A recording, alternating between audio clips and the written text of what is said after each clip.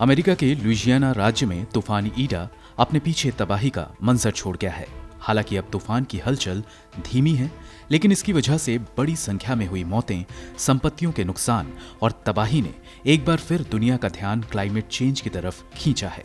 हाल ही में world meteorological organisation ने अपनी एक नई रिपोर्ट में बताया कि ऐसी घटनाएं और इनमें समुदायों और अर्थव्यवस्था को होने वाले नुकसान 1970 के बाद से बढ़ी है। अमेरिकी राज्य में 21 अगस्त को आई भारी बाढ़ में 22 लोग मारे गए।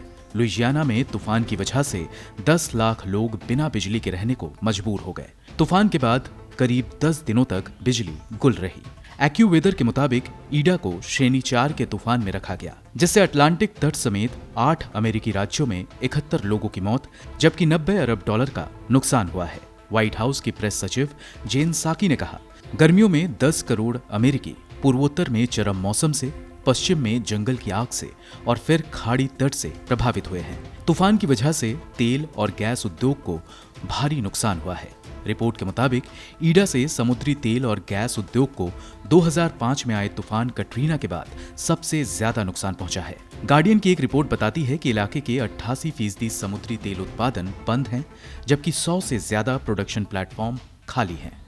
अमेरिका का 10 लाख बैरल उत्पादन यानी 16% सिर्फ मेक्सिको के तटीय क्षेत्र से आता है। समाचार एजेंसी रॉयटर्स ने बताया है कि तेल उद्योग को 1.75 करोड़ बैरल का नुकसान हो गया है। यही नहीं, इस तूफान की वजह से आने वाले समय में अमेरिका के कुल तेल उत्पादन में 3 करोड़ बैरल की कमी आ सकती है। ऐसी घटनाओं का समुद्री जीवन पर भी विपरीत प्रभाव होता है। अमेरिका के कोस्ट गार्ड ने कहा कि वो तेल रिसाव के 350 मामलों की जांच कर रहा है। अमेरिका स्थित एक स्वतंत्र शोध संगठन क्लाइमेट सेंट्रल ने दिसंबर 2020 में अपने परिणाम बताते हुए कहा था कि न्यू जर्सी में 6,825, न्यूयॉर्क में 5,293 और मैसाचुसेट्स में 4,818 अफोर्डेबल हाउसिंग यूनिट को 2050 तक एक सामान्य वर्ष में कम से कम एक बार तटीय बाढ़ का खतरा है। ये तीनों राज्य अटलांटिक तट पर स्थित हैं, जहां ईडा तूफान रुका हुआ है। संगठन ने यह भी कहा कि कई राज्यों में 2050 तक तटीय बाढ़ के संपर्क में आने वाले अफोर्डेबल हाउसिंग में भारी प्रतिशत वृद्धि का अनुमान है।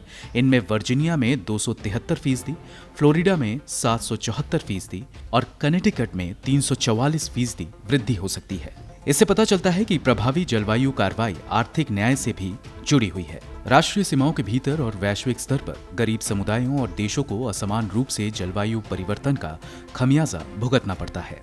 इसलिए बिना किसी हलचल के तत्काल नीतिगत हस्तक्षेप की जरूरत है। ब्यूरो रिपोर्ट, गो न्यूज़।